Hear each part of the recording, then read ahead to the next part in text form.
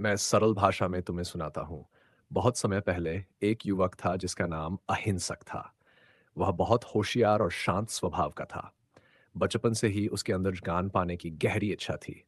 पढ़ाई के लिए उसे एक महान गुरु के पास भेजा गया।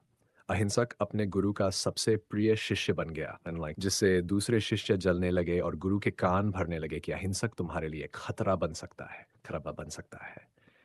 गुरु ने ईर्ष्या और गलतफहमी के कारण अहिंसक से छुट खतरनाक काम सौंपा। गुरु ने कहा, अगर तुम सच्चा जान पाना चाहते हो तो थिंज लोगों की उंगलियां काटकर मेरे पास लाओ। अहिंसक गुरु की आज्ञा को धर्म समझकर जंगल चला गया और राहगीरों को मारकर उनकी उंगलियां काटने लगा। वह उंगलियों की माला बनाकर पहनने लगा, इसलिए उसे अंगुलीमाल कहा जाने लगा। अंगुली उंगली माला। समय बीता गया। अंगुलीमाल इतना भयानक हो गया था कि लोग उसका नाम सुनकर ही कांपने लगते थे। पूरे राज्य में डर फैल गया। फिर एक दिन गौतम बुद्ध अंगुलीमाल के रास्ते से गुजर रहे थे। गांव वालों ने उन्हें चेताया कि उधर मत जाए, पर बुद्ध करुणा से भरकर अंगुलीमाल से मिलने निकल पड़े।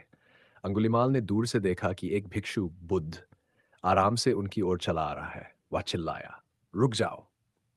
लेकिन बुद्ध शांतिपूर्वक चलते रहे। अंगुलीमाल दौड़कर उनके पास पहुंचा और कहा, मैंने तुम्हें रुकने को कहा था, तुम क्यों नहीं रुके? बुद्ध मुस्कराए और बोले, मैं तो रुक चुका हूं, तुम कब रुकोगे? अंगुलीमाल चकित हो गया। उसने पहली बार अपने जीवन में किसी से करुणा और अहिंसा की भाषा सुनी थी। बुद्ध के प्रेम और शांत वचनों ने उसका दिल बदल दिया। वह उनके चरणों में गिर पड़ा और क्षमा मांगने लगा। बुद्ध ने उसे भिक्षु बना लिया। अंगुलीमाल ने अपने भयानक अतीत को छोड़कर एक शांत और करुणामय जीवन अपनाया। बाद में वह एक सच्चा साधु बना और उसने न केवल अपना उद्धार किया, बल्कि दूसरों की भी सेवा की।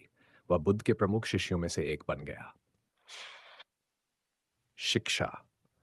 अंगुलीमाल की कहानी सिखाती है कि चाहे कोई इंसान कितना भी भटक जाए, यदि वह सच्चे हृदय से परिवर्तन चाहता है तो नया जीवन शुरू कर सकता है। करुणा और प्रेम किसी को भी बदल सकते हैं। अगर